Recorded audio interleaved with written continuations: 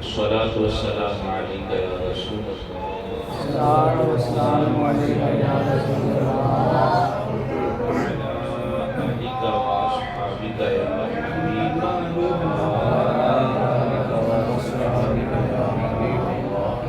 الصلاة والسلام عليك يا نبي الله الصلاة والسلام عليك يا وعلى آلك وأصحابك يا نور الله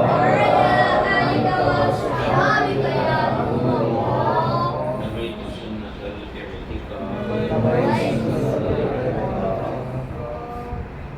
ارشاد خداوندی ہے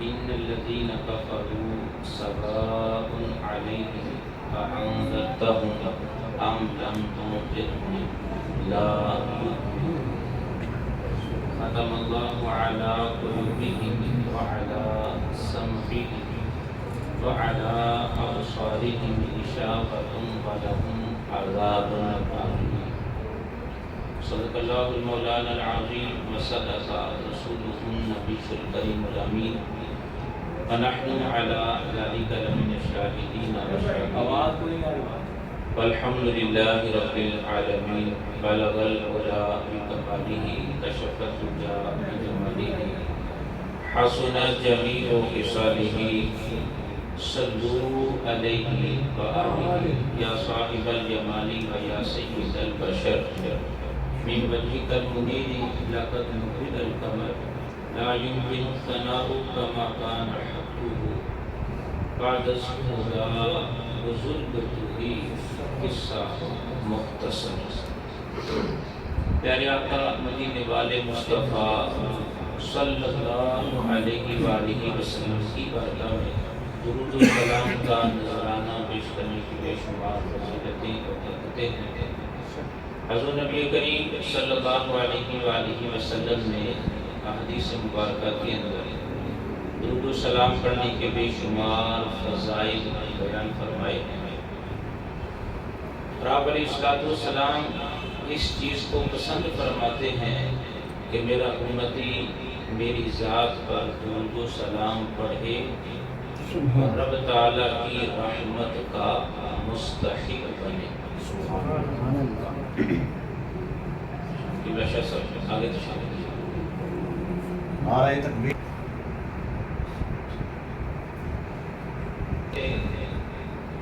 عبد الرحمن بن عوف رضی اللہ تعالیٰ عنہ بیان فرماتے ہیں حضور نبی کریم صلی اللہ علیہ وآلہ وسلم اپنے کاشانہ اقدس سے باہر تشریف لے کر آئے اور ایک باغ کی طرف تشریف لے کر گئے۔ اس باغ کے اندر پہنچ کر آپ صلی اللہ علیہ وآلہ وسلم نے سجدہ فرمایا اور عام روٹین سے ہٹ کر لمبا سجدہ کیا۔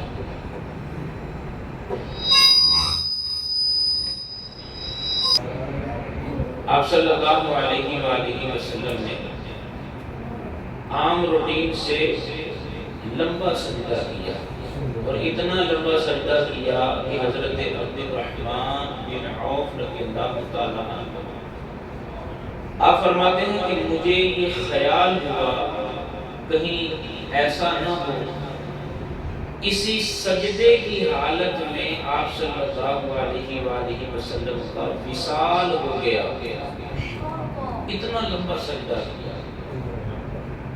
آپ فرماتے ہیں جب میں نے یہ صورتحال دیکھی تو میں آگے بڑھا،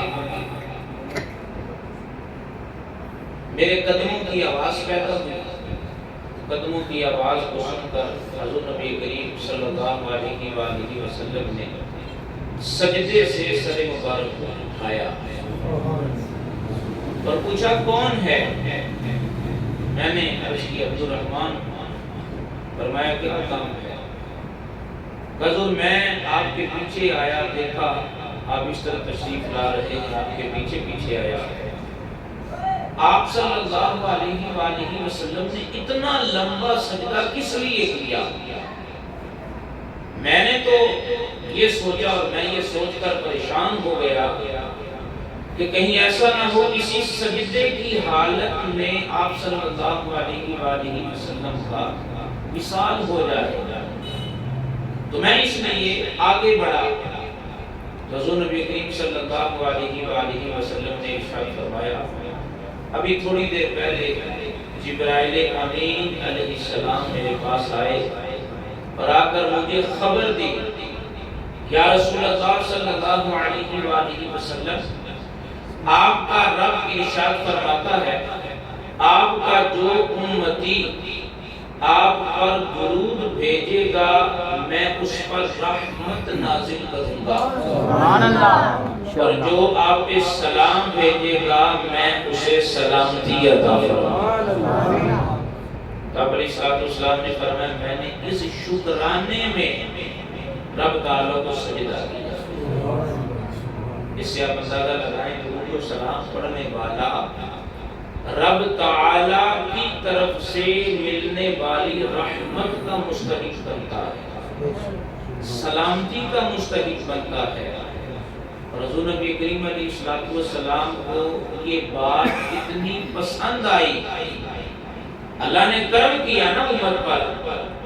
سرکار اس چیز کو پسند کرتے ہیں کہ میرے خدا کی رحمتیں میرے امتیوں پر نازل ہوں. آپ نے شکرانے میں لمبا سجدہ کیا. ہمیں چاہیے ہم بھی درود و سلام کو اپنا وظیفہ بنائیں, اٹھتے بیٹھتے چلتے پھرتے درود و سلام ہماری زبانوں پہ جاری رہے. گھر کے اندر, گھر سے باہر, کاروبار میں, جہاں کہیں بھی ہو, وقت ملے درود و سلام اپنا معمول بنائیں تو انشاءاللہ تبارک و تعالی اس سے ہمارے گھر میں بھی برکت ہوگی, کاروبار میں بھی برکت ہوگی, دنیا بھی بہتر ہوگی اور انشاءاللہ آخرت بھی بہتر ہوگی. حصول برکت کے لیے درود و سلام پڑھیں گے.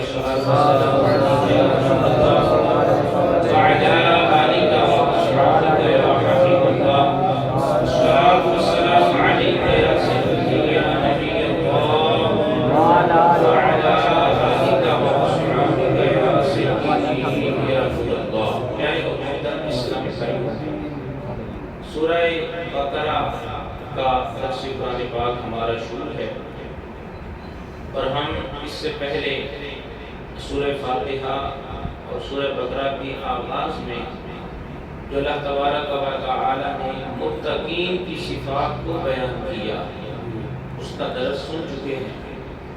آج کا جو ہمارا درس پاک ہے اس کا تعلق ذرا سمجھنے سے ہے.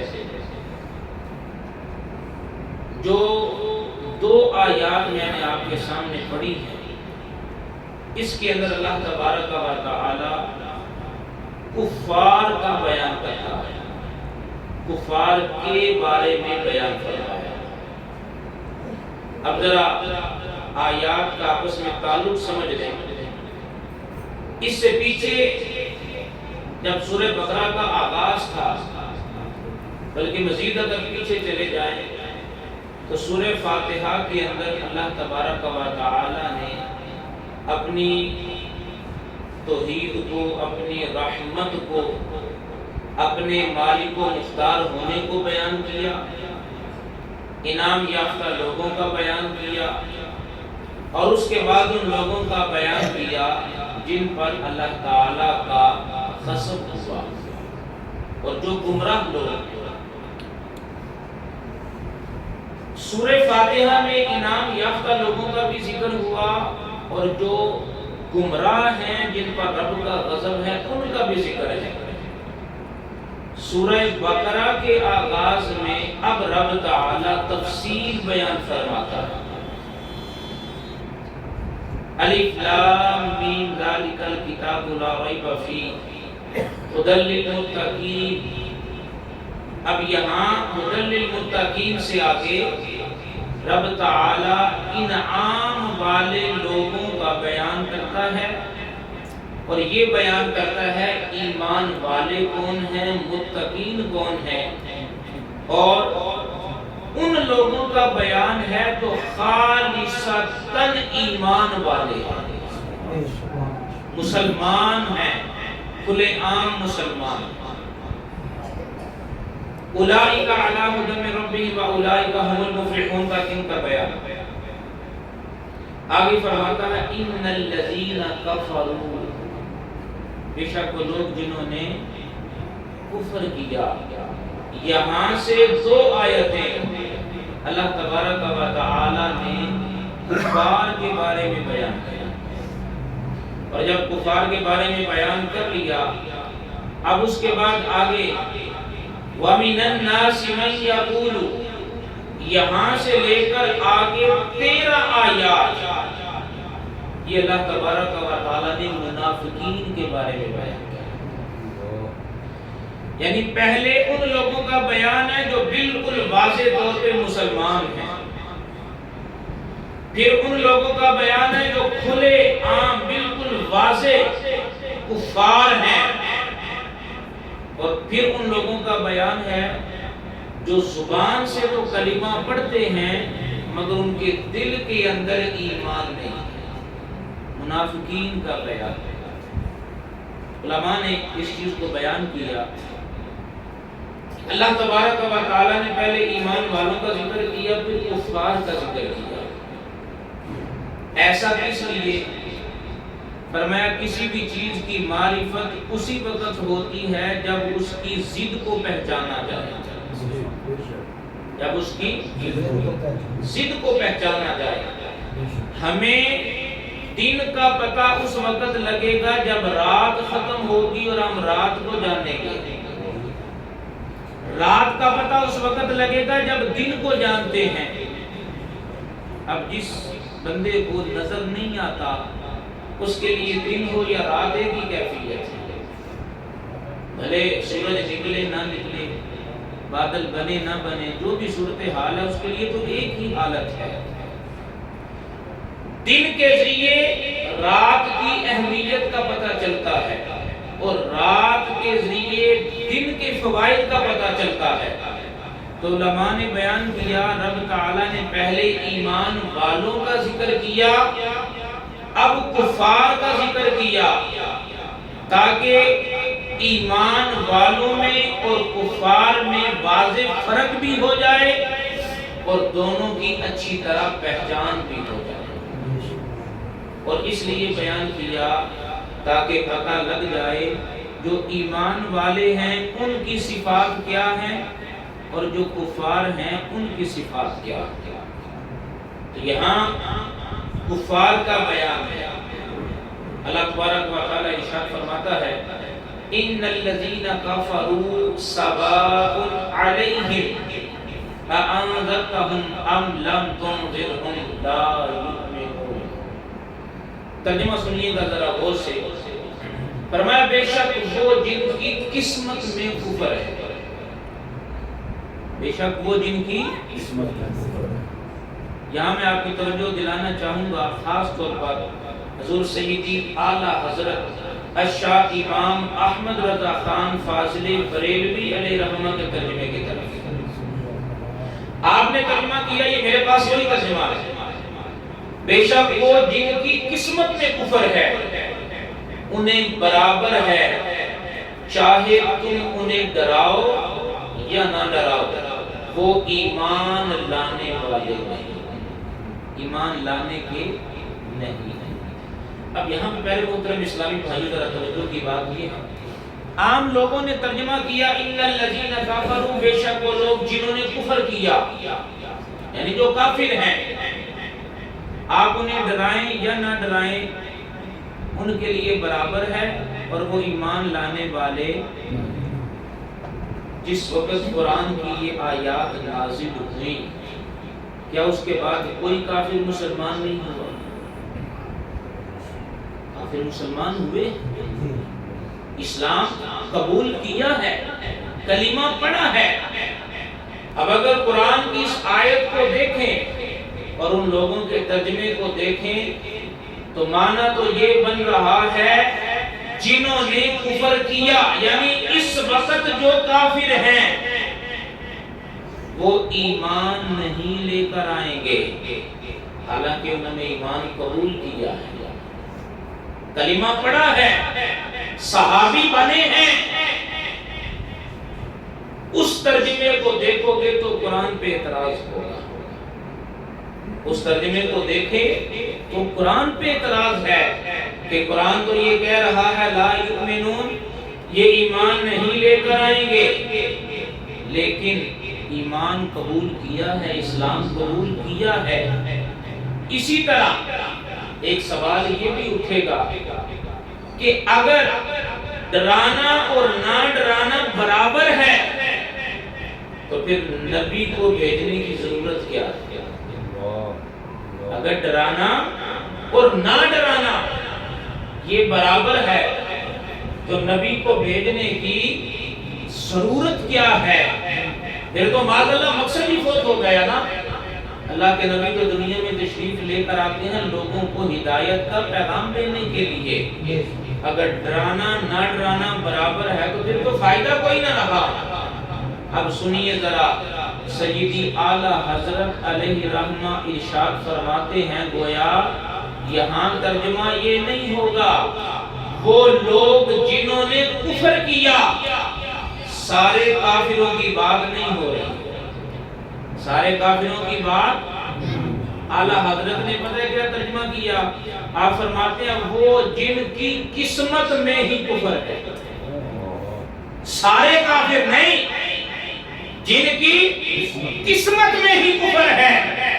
ابو جہل، ابو لہب، اس طرح کی جو کفار ہیں جن کے لیے رب کا فیصلہ ہو چکا، یہ ایمان لانے والے نہیں، یہاں رب ان کا بیان کر رہا ہے۔ تو غور کیجئے سیدی اعلیٰ حضرت نے کیسا ترجمہ کیا، یہ نہیں کہ وہ لوگ جنہوں نے کفر کیا جو اس وقت کافر ہیں وہ کبھی ایمان نہیں لے کر آئیں گے۔ اگر یہ ترجمہ ہے تو قرآن پر اعتراض ہوگا، نبوت کا مقصد خود ہوگا، لیکن بریلی کے تاجدار نے ترجمہ کر کے بتایا سارے کفار مراد نہیں، ارے وہ بھی ہیں جو آمینہ کے لال کے معجزات دیکھ کر کلمہ پڑھیں گے، ایمان لائیں گے۔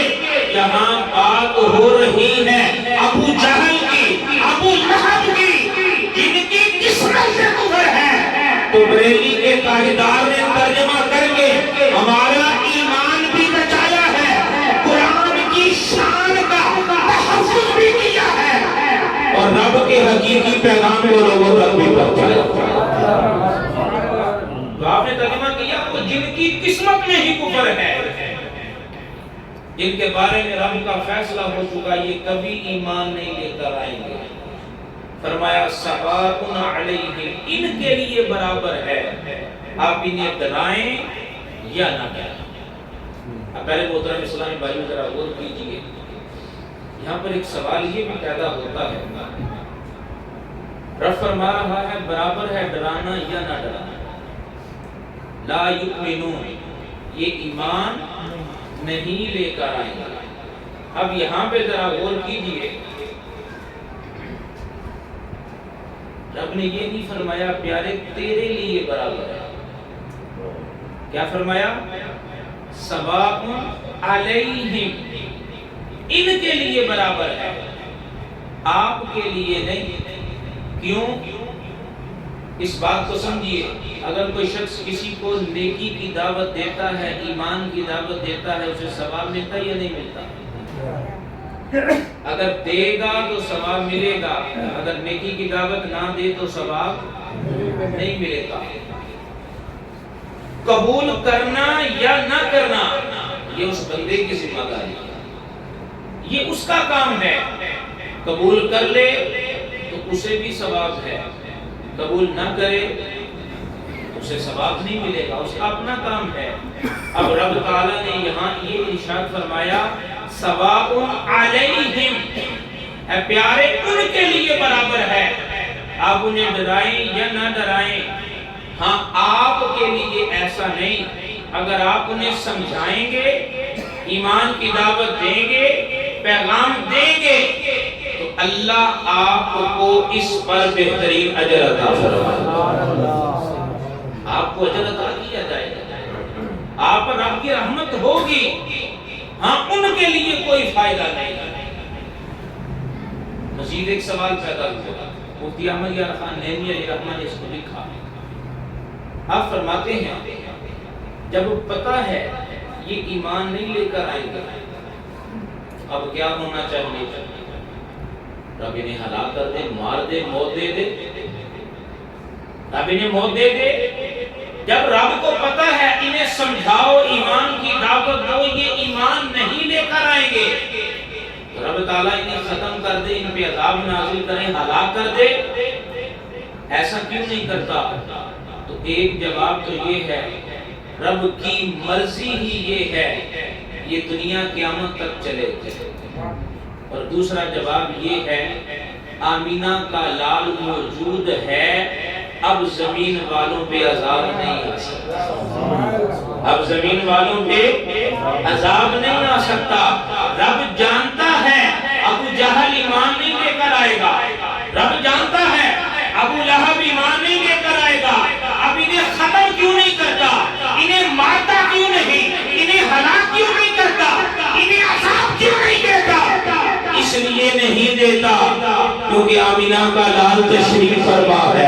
اور رب ارشاد فرما رہا ہے ما کان اللہ لیعذبہم وانت فیہم. رب نے فیصلہ کر دیا ہے اے پیارے جب تک تو ان میں موجود ہے تیرا رب زمین والوں پہ عذاب نازل نہ کرتا.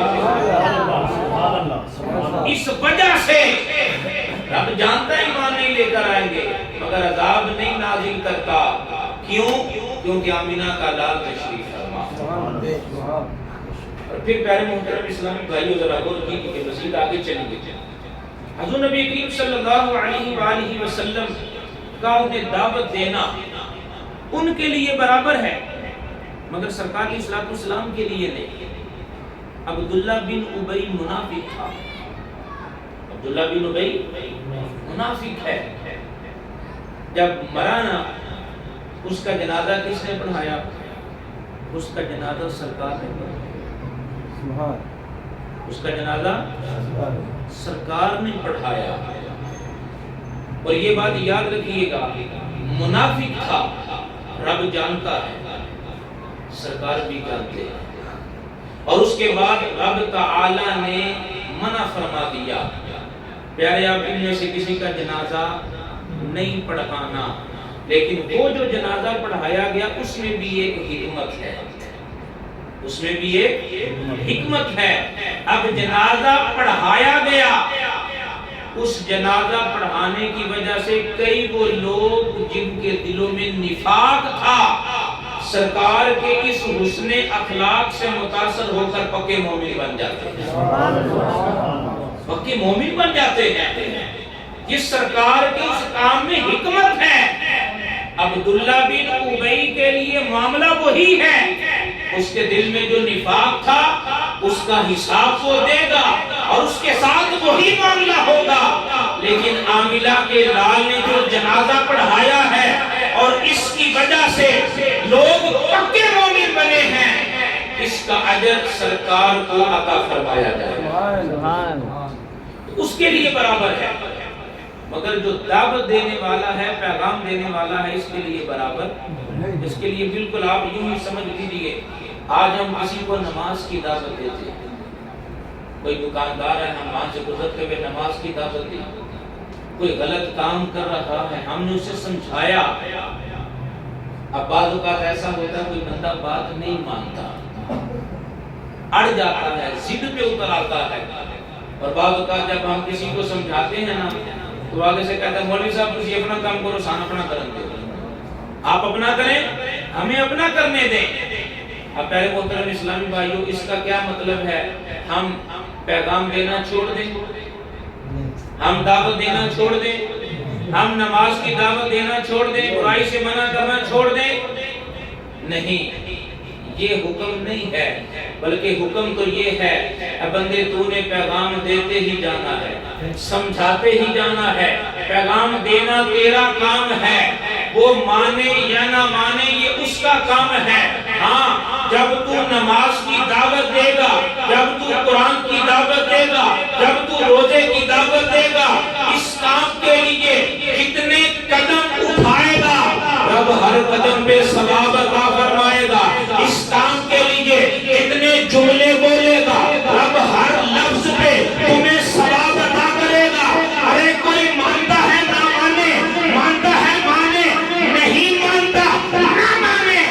تیرا کام یہ ہے صبح و شام عشق مصطفیٰ کا پیغام سنا۔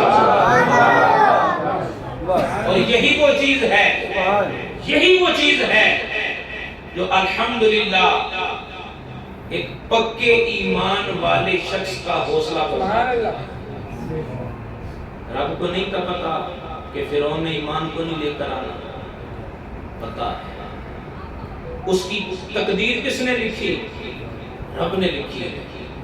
رب جانتا ہے فرعون کلمہ نہیں پڑھے گا، خدائی کا دعویٰ کر رہا ہے، اسی پہ قائم رہے گا، مگر پھر بھی رب موسیٰ علیہ السلام سے فرماتا ہے موسیٰ جاؤ جا کر فرعون کو اسلام کی دعوت دو، اسے میری توحید کا پیغام سناؤ۔ رب جانتا ہے وہ نہیں مانے گا، مگر پھر بھی رب فرماتا ہے موسیٰ جب اس سے بات کرنی ہے تو نرم بات کرنی ہے، سمجھا کے بات کرنی ہے۔ اس سے ایک بات یہ بھی پتہ چلی، کوئی ہماری بات نہ بھی مانے، اور آج کل عموماً یہی ہوتا ہے، علماء کرام سمجھاتے رہتے ہیں، مسائل بتاتے رہتے ہیں، لیکن عوام اپنی مرضی کرتی ہے۔ تو ہم اپنا کام کرتے رہیں گے، کوئی مانتا ہے مانے، نہیں مانتا تو ہمارا ثواب تو کھڑا ہو گیا، ہمیں تو اجر مل گیا۔ اس سے ایک اور بات بھی پتہ چل گئی، موسیٰ علیہ السلام سے فرماتا ہے موسیٰ نرم بات کرنی ہے، نرمی سے سمجھا کے۔ جو دین کی دعوت دینے والا ہوتا ہے اس کے لیے ضروری ہے اچھے اخلاق والا، جو دین کی دعوت دینے والا ہے اس کے لیے ضروری ہے وہ اگر کوئی مسئلہ سمجھائے تو اچھے طریقے سے سمجھائے۔ اب ہمارا مقصد ہے اصلاح کرنا، نہ کہ اگلے بندے کی عزت کو خراب کرنا۔ ہمارے یہاں بعض اوقات پتہ ہے کیا ہوتا ہے، لوگ بات نہیں مانتے، اس کی ایک وجہ یہ ہوتی ہے ہمارے سمجھانے کا انداز درست نہیں، ہمارے سمجھانے کا طریقہ غلط ہے۔ آپ خود غور کر لیں، ایک بچہ اگر گھر میں غلطی کرتا ہے، باپ کا کام ہے اسے سمجھائے، ماں کا کام ہے اسے سمجھائے، لیکن سمجھانے کا مطلب یہ نہیں سارے گھر والے بیٹھے ہوں اور سارے گھر والوں کے سامنے اس بچے پہ اعتراض کر دیا۔ یہ بات یاد رکھیے گا، 2 سال کا بچہ بھی ہو نا جسے تھوڑی بہت سمجھ ہو، اگر آپ اسے بھی ڈانٹیں گے وہ بھی محسوس کرے گا اور اپنے انداز سے بتائے گا کہ یہ چیز مجھے بری لگ رہی ہے۔ آپ خود غور کریں، اگر 4 بندوں کے اندر ہم بیٹھے ہوں اور کوئی بندہ آ کر کہ تم یہ غلط کام کرتے ہو، تمہیں نہیں کرنا چاہیے، آپ بتائیں ہمیں خوشی ہوگی یا ہم اسے برا محسوس کریں گے؟ برا محسوس کریں گے۔ ہم کہیں گے یار یہ تو نے اچھا مجھے سمجھایا، میری عزت خراب کر کے رکھ دی لوگوں میں۔ سمجھانا تھا تو علیحدگی میں سمجھاتا، اشارے کنائے میں سمجھاتا، کسی طریقے سے سمجھاتا۔ اب اگر علیحدگی میں سمجھایا جائے، پیار سے سمجھایا جائے تو بندہ مان لیتا ہے، غصے سے سمجھاؤ گے تو نہیں مانے گا۔ تو لہذا جو دین کا پیغام دینے والا ہے، جو لوگوں کو سمجھانے والا ہے، اس کے لیے ضروری ہے جب اصلاح کرنی ہو تو اچھے طریقے سے کرے، عزت کو خراب نہ کرے۔ عام طور پہ والدین کی عادت یہ ہوتی ہے، اسکول کے اندر بچے نے کوئی غلطی کی، مسجد کے اندر کوئی غلطی کی، یا گھر میں کوئی غلط کام کیا نا تو بچے کو پکڑ کر لے آتے ہیں قاری صاحب کے پاس۔ اب بچے بیٹھے ہیں، نمازی بیٹھے ہیں، قاری صاحب ایسے بچے فلانی شرارت کی تھی سمجھاؤ۔ اب آپ خود غور کریں اس بچے کی دل کی کیفیت کیا ہوگی، اس کے چہرے کے تاثرات بتا رہے ہیں۔ وہ بیچارہ شرم سے پانی پانی ہو رہا ہے، بچہ ہے نا برداشت کر لیتا ہے، لیکن وہ بچہ بھی محسوس کرتا ہے کہ لوگوں کے سامنے میری عزت کو خراب نہ کیا جائے۔ لوگوں کے سامنے ہو سکتا ہے کسی بچے نے کبھی اظہار بھی کیا ہو، ابا جان آپ فلاں کے سامنے مجھے مار رہے تھے، لوگوں کے سامنے تو نہ مارا کریں، فلاں کے سامنے تو نہ یہ کہا کریں۔ تو دین کا پیغام دینے والا جو ہے اس کے لیے ضروری ہے اچھے اخلاق والا ہو۔ رب کو پتہ ہے فرعون نہیں مانے گا، مگر موسیٰ علیہ السلام کے لیے آرڈر پھر بھی یہی ہے، آپ نے اچھے طریقے سے بات کرنا ہے۔ آگے فرمایا ختم اللہ علی قلوبہم وعلی سمعہم وعلی ابصارہم غشاوۃ ولہم عذاب عظیم۔ فرمایا اللہ نے ان کے دلوں پر، ان کے کانوں پر مہر کر دی اور ان کی آنکھوں پر پردہ ہے۔ اعلیٰ حضرت نے جو ترجمہ کیا گھٹا ٹوپ ہے، مراد پردہ ہے۔ رب فرماتا ہے ان کے لیے بڑا عذاب ہے۔ کن لوگوں کے لیے؟ جنہوں نے کفر کیا، جو ایمان نہیں لے کر آئے، سمجھایا گیا مگر نہیں مانتے۔ اب پہلے محترم اسلامی بھائیوں یہ بات یاد رکھیے گا، جس بندے نے کفر کیا ہے معاذ اللہ، رب تعالی ہمیں محفوظ رکھے اور سرکار علیہ الصلوۃ والسلام کے صدقے ہمارا ایمان پہ خاتمہ فرمائے، ایمان پہ خاتمہ دے۔ اگر کسی بندے کا ایمان پہ خاتمہ نہیں ہوا، ہمیشہ ہمیشہ کے لیے جہنم میں جو فرمایا نا ان کے لیے بڑا عذاب ہے۔ یہ وہ عذاب ہے جو ہمیشگی والا ہے۔ اور روایات کے اندر آیا جب جنتی جنت میں چلے گئے، دوسری دوزخ میں چلے گئے، وہ بندہ جس کا کفر پر خاتمہ ہوگا، آگ کا ایک بڑا صندوق لایا جائے گا، اسے اس میں رکھا جائے گا۔ اس صندوق کو ایک اس سے بڑے آگ کے صندوق میں رکھا جائے گا۔ اس طرح کئی صندوقوں کے اندر رکھ کر جہنم کے اندر پھینک دیا جائے گا۔ اب ہمیشہ ہمیشہ کے لیے وہ جہنم کے اندر ہے۔ جنتی جنت میں، جہنمی جہنم کے اندر۔ اب نکلنے کا کوئی رستہ نہیں ہے، کوئی رستہ نہیں ہے۔ اللہ اکبر۔ یہ اس کے لیے ہے جس کا خاتمہ ایمان پر نہیں ہوا، یہ کفار کے لیے عذاب ہے۔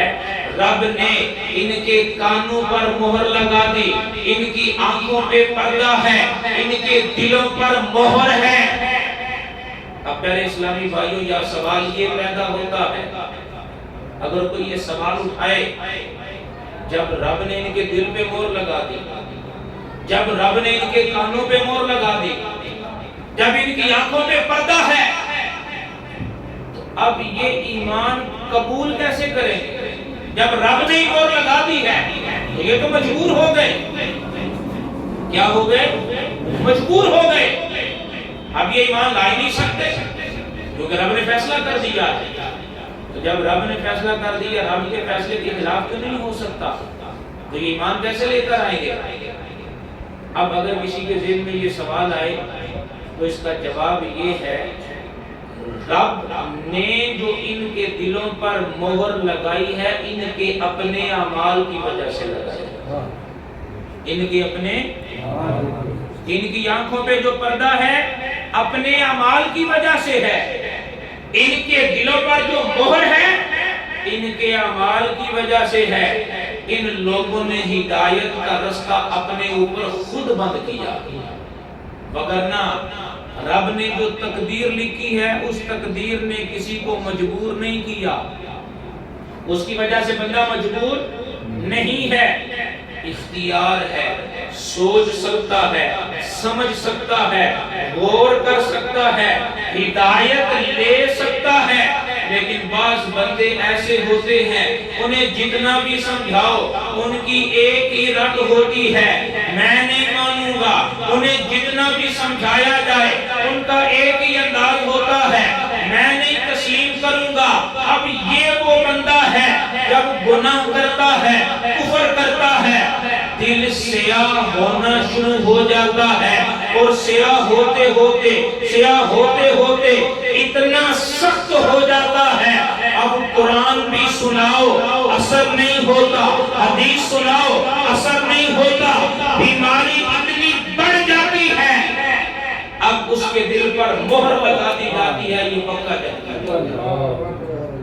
رب سے دعا کرنی چاہیے، اے مولا ہمیں ہدایت قبول کرنے کی بھی توفیق عطا، ایسے اعمال کی توفیق عطا فرما جس سے ہمارا دل روشن رہے، ہمارے کان ہدایت کو سنے، ہماری آنکھیں ہدایت کو دیکھیں، اور جب حق بات کی جائے مولا ہمیں قبول کرنے کی توفیق عطا۔ تو رب نے جو لکھا ہے اس لکھے نے کسی کو مجبور، بندہ اپنے اعمال کی وجہ سے اس مرتبے پہ پہنچتا ہے کہ ایک وقت آتا ہے اس کے دل پہ مہر لگا دی جاتی ہے۔ میں آخری بات عرض کرتا ہوں پیارے اسلامی بھائیوں، یہ وہ لوگ ہیں جن کے دلوں پر مہر لگا دی گئی، اب ان کے دل مردہ ہیں۔ جن کے کانوں پہ مہر لگا دی گئی اب یہ مردہ ہیں۔ جن کی آنکھوں پہ پردہ ہے مردہ ہے، آنکھوں سے دیکھ رہے ہیں مگر رب فرماتا ہے یہ مردہ ہے، کانوں سے سن رہے ہیں مگر رب فرماتا ہے یہ مردہ ہے، ہاتھ کام کرتے ہیں مگر رب فرما رہا یہ مردہ ہے، چلتے پھرتے ہیں، بازاروں میں جاتے ہیں، کام کاج کرتے ہیں، کاروبار کر رہے، خرید و فروخت کر رہے، مگر رب فرماتا ہے یہ مردہ ہے۔ وجہ کیا ہے؟ انہوں نے کانوں سے قرآن کو سنا مگر ہدایت قبول نہیں کی، اپنی آنکھوں سے دیکھا مگر ہدایت کو قبول نہیں کیا، سب کچھ دیکھنے کے باوجود بھی انہوں نے تسلیم نہیں کیا، لہذا ان کی آنکھیں بھی مردہ ہیں، ان کے کان بھی مردہ ہیں، ان کے قلم بھی مردہ ہیں، یہ خود بھی مردہ ہیں، اور جو حق کو قبول کر لے وہ مر کے بھی زندہ ہوتا ہے۔ جو حق کو قبول کرے وہ مر کے بھی، یہ ابھی حضرت امیر حمزہ رضی اللہ تعالی عنہ کا دن گزرا ہے۔ اب سنیے گا ذرا، ایک ابو جہل ہے، ایک ابو لہب ہے، وہ جو حق دیکھ رہے ہیں، حق سن رہے ہیں، حق ان کے سامنے ہے مگر قبول نہیں کرتے، تو رب فرما رہا ہے یہ مردے ہیں، بازاروں میں چلتے ہیں مگر مردہ ہیں، ارے دیکھ رہے ہیں مگر مردہ ہیں، پکڑ رہے ہیں مگر مردہ ہیں۔ اور ایک وہ حضرت امیر حمزہ ہے جو جنگ احد کے اندر جاتے ہیں، انہیں شہید کر دیا گیا ہے، جسم کے ٹکڑے کر دیے جاتے ہیں، کلیجہ باہر نکال دیا جاتا ہے، جسم کے ٹکڑے کر دیے گئے ہیں، اور ان کی جسم، ان کی روح جسم سے جدا ہو چکی ہے، مگر یہ وہ امیر حمزہ ہے جنہوں نے اسلام کا کلمہ پڑھا ہے، مصطفیٰ کا کلمہ پڑھا ہے، مصطفیٰ کی غلامی کا اختیار کیا ہے، جسم کٹ چکا ہے، روح نکل چکی ہے، مگر رب کا قرآن اعلان کر رہا ہے امیر حمزہ زندہ ہے، امیر حمزہ زندہ ہے، امیر حمزہ زندہ ہے۔ ارے وہ حق نہ مانے وہ زندہ ہو کر مردہ ہے، جو حق مانے جسم ٹکڑے ہو جائے وہ قبر میں بھی چلا جائے پھر بھی زندہ ہو، وہ قبر میں بھی چلا جائے۔ رب کا قرآن کہتا ہے انہیں مردہ خیال بھی نہیں کرنا، انہیں مردہ خیال بھی نہیں کرنا، فرمایا یہ زندہ ہیں، ان خرابی نے رزق بھی عطا کیا۔ جو رب کے رستے میں فوت ہوئے شہادت کا درجہ ملا ہے، رب فرماتا ہے انہیں مردہ لا تقولوا لمن يقتل في سبيل الله امواتا، وہ رب کے رستے میں مرے ہیں، فرمایا وہ زندہ ہیں، انہیں رزق بھی دیا تھا۔ میرے اسلامی بھائیو غور کیجیے، رب فرماتا ہے ختم اللہ علی قلوبہم وعلی سمعہم وعلی ابصارہم غشاوہ، ان کے دلوں پر، ان کے کانوں پر مہر ہے، ان کی آنکھوں پہ پردہ ہے۔ کیوں؟ انہوں نے سب کچھ دیکھ کر بھی حق نہیں مانا، اب یہ مردہ ہیں، اور جس نے حق مان لیا جسم ٹکڑے ٹکڑے ہے، رب فرماتا ہے یہ زندہ۔ حقیقت یہی ہے، جو مسلمان ہے، جو جس نے اسلام کو مانا، سرکار کو مانا، حقیقت میں یہی وہ بندہ ہے جو زندہ ہونے کا، زندہ کہلانے کا اصل حقدار ہے۔ اور یہ بات یاد رکھیے گا، مسلمان ہی عقل مند ہے، مسلمان ہی، جس نے اسلام ہی قبول نہیں کیا، جس نے آمینہ کے لال کی نبوت کو نہیں مانا، جس نے قرآن کو رب کا کلام نہیں مانا، وہ عقل مند نہیں، وہ بے وقوف ہے۔ وہ بے وقوف ہے، ہاں عقل مند وہ ہے جو قرآن کو مانتا ہے، رحمان کو صحیح مانتا ہے، اور رحمان نے جس پیغمبر کو بھیجا اسے آمینہ کے لال کو اپنے سر کا تاج بھی مانتا۔ تو ہمیں اللہ کا شکر ادا کرنا چاہیے، اس نے ایمان کی دولت عطا فرمائی۔ اللہ تعالیٰ سرکار علیہ السلام کا صدقہ ایمان ہی کی حالت میں دنیا سے جانے کی توفیق۔ اگلا جو ہمارا درس ہوگا اس کے اندر منافقین کا بیان ہے، منافقوں کی عادتیں کیا ہیں، وہ کیا کہتے ہیں، پہلے مسلمانوں کا بیان، پھر کفار کا بیان، اور آگے منافقین کا بیان۔ اگلے درس کے اندر ہم وہ سنیں گے انشاءاللہ تبارک و تعالی۔ اللہ تعالیٰ مجھے آپ دونوں کی توفیق عطا فرمائے۔ میں ابھی درس مکمل کر رہا ہوں، ٹائم کچے ہے لیکن آگے ایک جگہ پہ جانا ہے، اس لیے آپ سے اجازت چاہوں گا۔ اللہ تعالیٰ ہم سب کی حاضری قبول فرمائے۔ درس قرآن پاک کے حوالے سے آپ کی اس کوشش کو محترم جناب عبد المالک ویسی صاحب، ان کی کاوش محترم جناب علامہ انصر قاری صاحب، حبیب الرحمان مفتی صاحب، محترم شاہ صاحب، اللہ تعالیٰ تمام احباب کی کوشش کاوش محبتیں اپنی بارگاہ میں قبول فرما کر دنیا و آخرت میں کامیابی کا وسیلہ بنائے۔ آمین بجاہ النبی الامین صلی اللہ علیہ وسلم۔